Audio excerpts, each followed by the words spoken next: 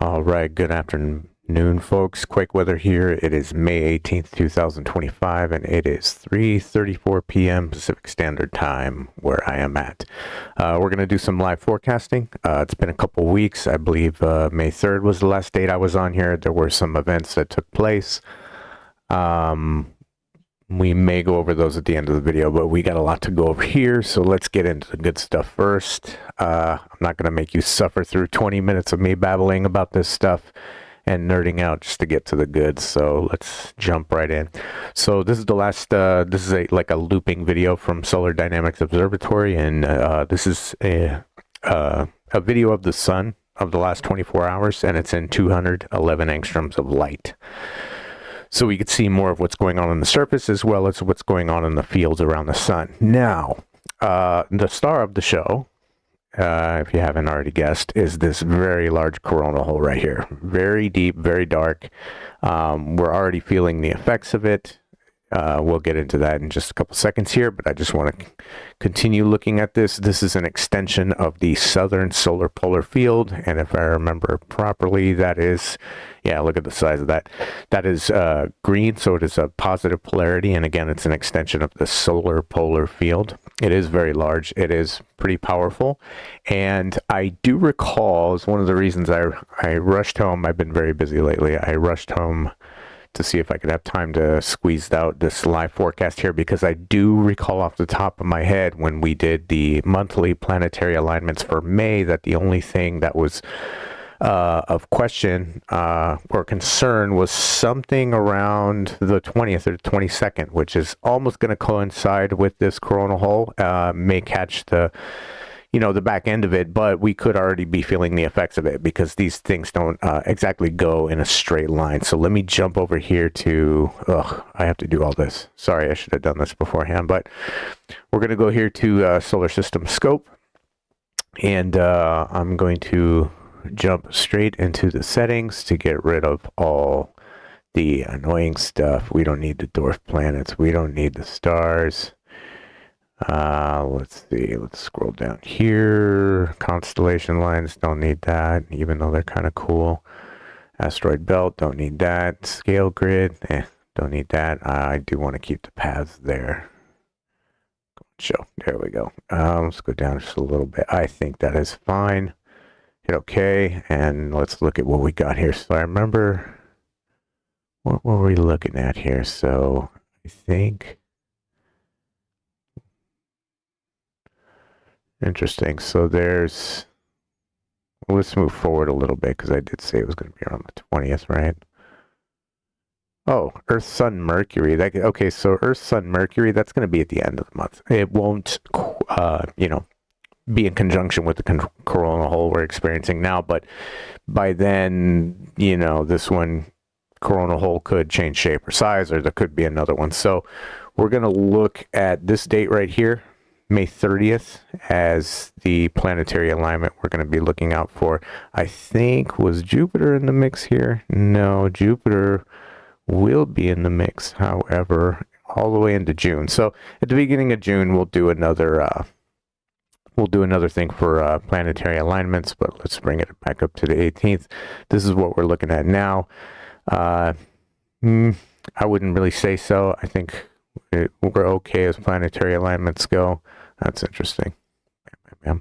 All right, let's move on from that. That's the coronal hole. If you look and see that filament breaking away right at the end of this loop, you see the filament coiling up right there and then kind of ejecting out of the sun's coronal field. It's coming up right here. You see it bubbling up, getting higher and higher and higher, getting loose and loose and loose, and then it snaps and bam, and it looks like there was a coronal mass ejection there. This won't have any effect on us. It's way at the northern tip, but it's just fun to look at because there's also some filament coiling up right here as well, if you could see it, and coming in on the limb over here. We'll see that in a few days. So let's move on. Let's go over to the mean sea level pressure here and see. Well, actually, let's see what we've had in the last.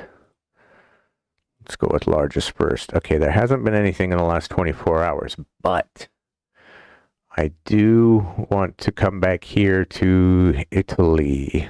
And that's Greece. Let's see. All right, we'll come back to this later. So, all right, let's go back to the mean sea level pressure up there. Interesting. So, you know, Baja California, southern area right there. Let's look at the OLR anomalies and bring that up real quick so we can jump back and forth. 30-day, 90-day anomalies. Here we go. All right, what are we looking at here? Ouch. Okay, so that area of like Baja, Mexico, like northern Mexico, and kind of like this, you know, this little like peninsula panhandle of Baja California that comes down, which is part of Mexico, and then kind of an area right here, but you know, if you could see the pink right there, that's a much stronger area. So I'm actually gonna, let's see, I'm not, it's in a perfect spot, so let's go. Yeah, so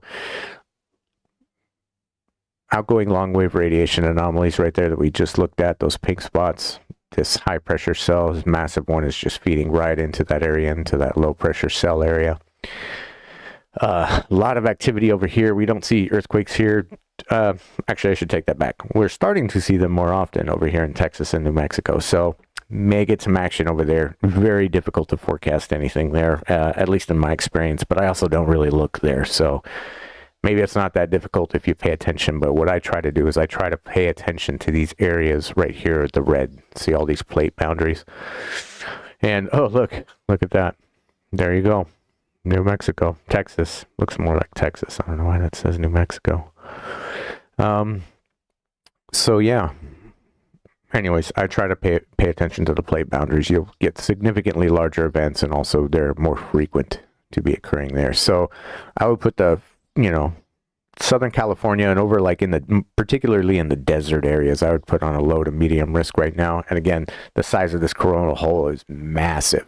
And since we're coming off the peak of the sunspot cycle, as we discussed before, is that when you have a sunspot maximum, which we're not technically in anymore, in my opinion, I'm pretty sure we're out of it actually. I don't know if NOAA or any of the official places that we look to for that information will confirm, but I know the data, and I know we're not in sunspot maximum anymore. However, there was a steep, very sharp decrease in sunspots for a very short period of time, relatively speaking, on the sun. So, and again, I just want to, you know, reiterate this point that when we hit sunspot maximum, that's not where we expect the biggest earthquakes. We expect the biggest earthquakes just after sunspot maximum is peaked, which is precisely the area that we're in right now. So we've already peaked with sunspot maximum. We're on our way down, and when we're on our way down from a sunspot maximum, that's where we tend to see much larger earthquakes and even more frequent earthquakes of 6 magnitude or so. So, and again, this coronal hole, very big, not 100% transequatorial, but very large. And again, if we look at this, again, this is just a model. This isn't the actual. This is just a model created off the data that we have, and it's actually like fairly accurate, but it's not 100%. And there are some extensions of the southern solar polar field that are, you know, crossing the sun's, what we would call the sun's equator. To us, that is the sun's equator, because you know, if you imagine this is the equator of the sun, this is the same plane that Earth is on. So like, Earth is facing it right here. And if you look at this picture, Earth is about the size of, you know, a grain of black pepper, I suppose. Only about like, you know, real tiny compared to the sun. Anyways, and these forces, even though like it looks like it might be kind of angled downward, these things don't just fly out in a straight line in space. They kind of just, they go about their way, and they go around the coronal fields right here. So they kind of spray out in a little bit, almost like in a cone shape, or the shape of a speaker, but not as wide. Anyway, so let's look at more. What else we got here? So yeah, I mean, just that area right there. I mean, even central Mexico. Let's see if there's any. Not yet, but this could all change. And again, this is from the 17th. So this is from the previous 24 hours. This isn't what happened, is what's going on right now. And let's go down here. South America, not looking too shabby. Maybe up here, maybe some, maybe we could, you know, put the northern part of Colombia, maybe Panama on watch, if we look at that area again. Maybe very low. Maybe not very low, but low to medium risk. New Zealand, maybe in the clear. That's good news for them. They've been getting a lot of shaking lately. This area right here, let's see how slow these particles are moving once they're coming in from. So yeah, this area right here, Indonesia, again. But what else is new? Indonesia gets earthquakes a lot. So let's move up a little bit further. This is off the coast of, you know what is that? Because this is South Korea right here. Is that China? Let's go make sure we're being 100% here. Yeah, so look right. Why do I do that? Get rid of this. Get rid of that. So yeah, I would say right there is Shanghai type area that got a small little, but I mean it could be pretty powerful. So I would keep an eye on this area right here, like this whole area, and even all the way up into here. I mean, this is just we can't put this whole area on alert, you know.